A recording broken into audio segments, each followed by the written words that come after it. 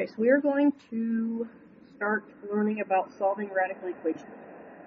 So the first thing you want to do is isolate the radical. So in other words, you want to get whatever is with the radical by itself on one side. Okay? Then you have to think to yourself, what is the inverse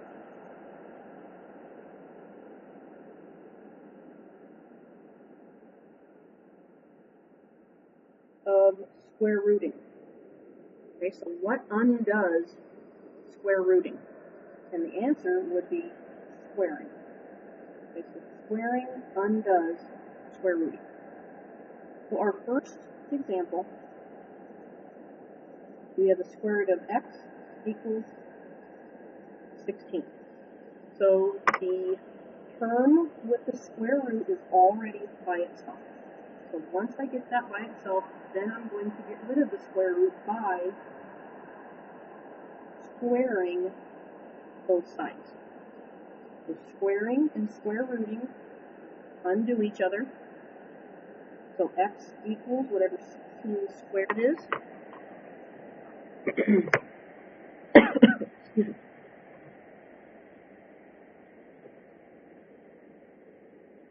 And it is 256.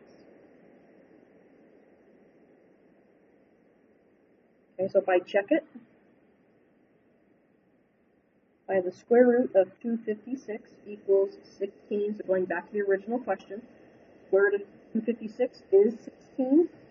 So 16 equals 16, so that is a check. Example 2. Square root of y plus 3 equals 12. What you have to notice is that the square root sign, the radical sign, is only over the y. It is not over the 3. So right now, I'm trying to get this term by itself. So I need to get rid of this. And I do that by subtracting 3 on both sides. I have the square root of y equals 9. Now the term with the square root is by itself. So now I can square both sides. Again, the square and square root cancel each other out or undo each other. They are inverses. So y equals 81. To check it, I would put it back in. The square root of 81 is 9. 9 plus my 3 does give me 12. So it does check. Example 3.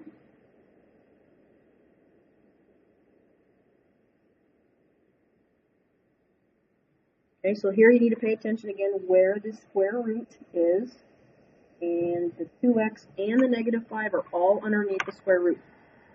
The square root is already by itself on this side, so I'm at the point where I can square it.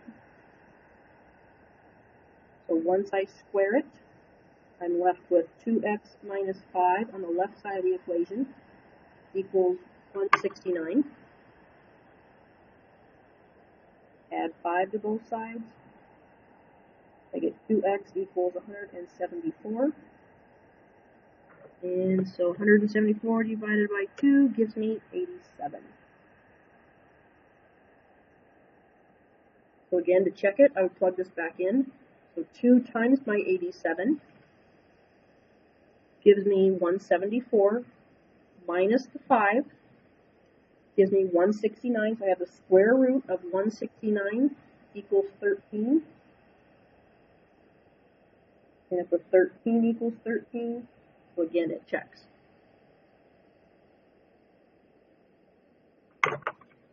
Example 4.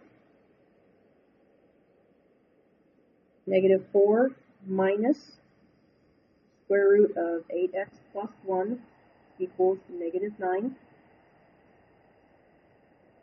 So my square root, I have 8x plus 1 underneath it. So my goal is to get this term by itself. I'm going to add 4 to both sides.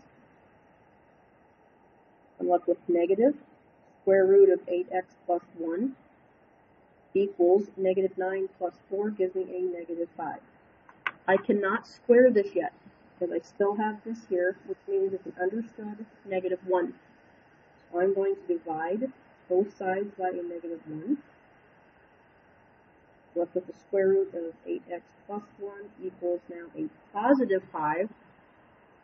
So that 1 is underneath the radical. I'm at the point where I have the radical all by itself. Square both sides. Square and square root are inverses. So I have 8x plus 1 equals 25. Right back to what we did in chapter 1. Solving the equation and end up with x2 equals 3. And then you can go back and check it. Okay, 2 more examples, just because they vary just a little bit.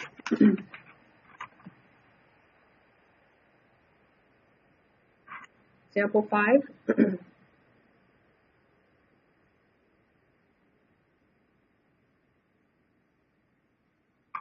Okay, so we want the radical by itself, so that means I need to get rid of that 3. You need to think to yourself, what is the 3 doing to the radical? Well, it's multiplying. So we need to undo that by dividing. I'm left with the square root of 2x minus 4 equals 4. Now I have the radical all by itself. 2x minus 4 equals 16. Again, going back to what we did in chapter 1. 2x equals 20, therefore x equals 10. And the last example.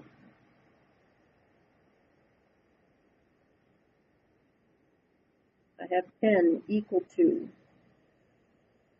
square root of 4n all over 2 plus 7.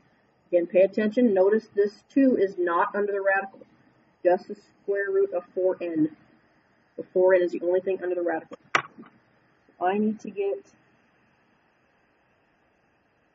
that term by itself. I'm going to subtract 7 from both sides. So I have 3 equals the square root of 4n all over 2. In order to get rid of the 2, it is dividing, so I need to multiply both sides of the equation by 2. Those are inverses, so they cancel. I end up with 6 equals the square root of 4n. Oops, make sure that n is underneath there.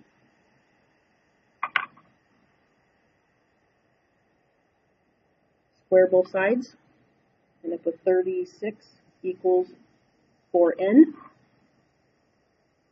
Divide both sides by 4, and I get 9 to equal n. Okay?